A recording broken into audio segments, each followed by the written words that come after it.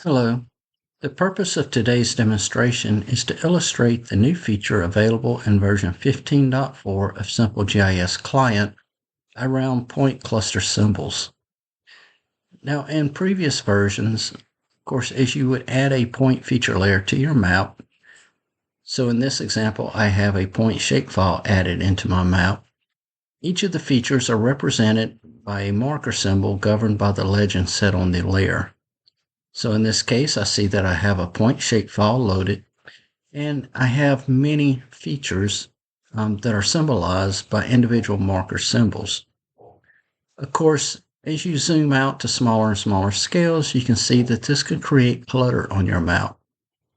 So Simple GIS Client version 15.4 introduces the cluster symbology setting that allows you to help eliminate some of the clutter from your map by clustering symbols within a reasonable proximity of each other.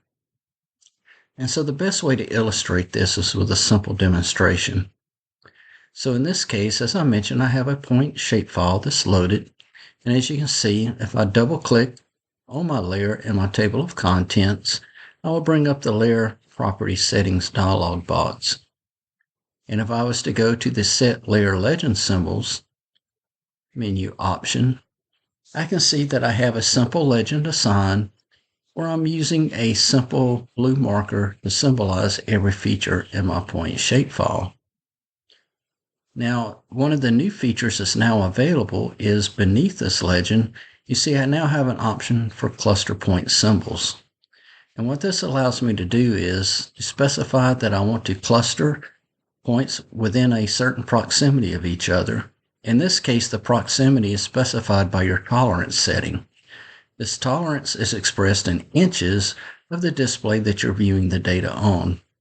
So in this case, any point features within 1 inch of each other on the display I'm viewing on would be clustered into a common symbol as determined by the cluster point symbol here. Now I can change this cluster point symbol by double-clicking on the symbol and choosing from one of the available symbols. What you will notice with this cluster point symbol is it also contains a number that will represent the number of point features that are clustered around this given point. So in this case, if I leave my cluster points checked, indicating that I do want to cluster the symbols, and I'm going to leave my tolerance specified to 1 inch.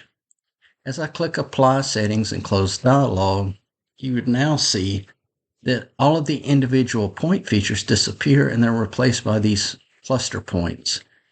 So looking at one of these markers, I can tell that I have 73 points clustered around this common location here.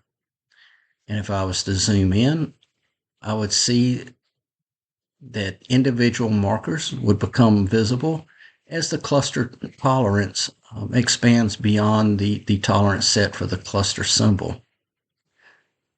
And if I was to continue to zoom in, I would continue to see those.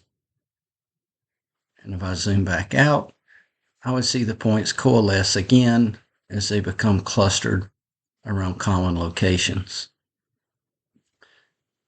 Now to demonstrate how the cluster tolerance impacts this, if I go back to my layer settings by double-clicking on the layer in my table of contents, going back to the Set Layer Legend Symbols, and if I was to change my tolerance to a greater value and apply, I would see now how it impacts the dispersion of those points.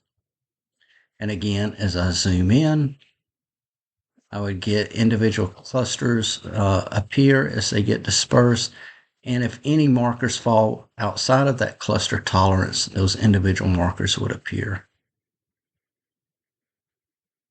And so that is all there is to using the cluster point symbol in your legend settings now. Again, this is a new feature available in version 15.4 of Simple GIS Client. For more information, please visit our website at simplegissoftware.com. Thank you.